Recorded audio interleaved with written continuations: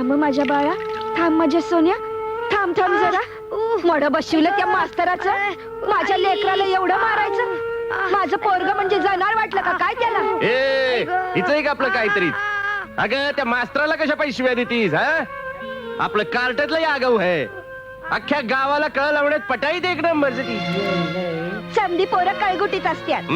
आता आपलं जरा जास्त आहे एवढं. हे बघ, जास्त आहे म्हणून जास्त मार खात या. आता का मारलं ते विचार की मास्तरना शिवाय देना परीस. एका प्रश्नाचं उत्तर नाही म्हणून. उत्तर बरोबर आलं नाही म्हण. अरे अभ्यास बरोबर केला असता तर उत्तर बी बरोबर आलंच असतं की. पण मी म्हणते माझं पोरग शिकाया जाते, शिकवाया नाही.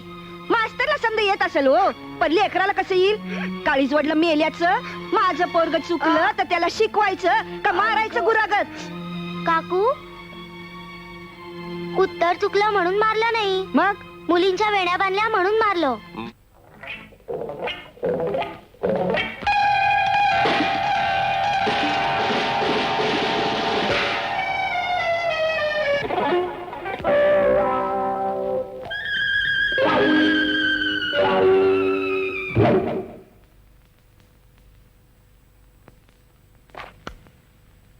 मुलांनो, इकडे लक्ष द्या. शंकर, तू सांग. एका भूगोलात पाणी ठेवलेलं आहे, खाली जाळ लावलेला आहे आणि आता लवकरच पाणी उकळणार आहे. अरे बाबा, ते सगळ्यांनाच माहित आहे, पण हे पाणी उकळून करणार काय? त्यात साखर चापून टाकायची आणि चहा तयार करायचा किंवा आमटी भात सुद्धा करू शकतो गुरुजी. गाढवा, बैस खाली. असू दे. रत्ना, तू सांग बघू. सांगते गुरुजी.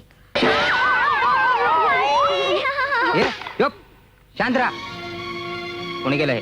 कोणी केलं? शंकर, कोणी केलं हे? कोणी केलं? सांग मला. काय रे, कोणी केलं? गुरुजी, मी बघितलंय, यानेच केलंय. याने केलंय? ठीक आहे, खाली बस. बोल बोल, कोणी केलं? बोल बोल बोल. नालायक काढत्या, हरामखोर. बोल, कोणी केलं हे? बोल लवकर.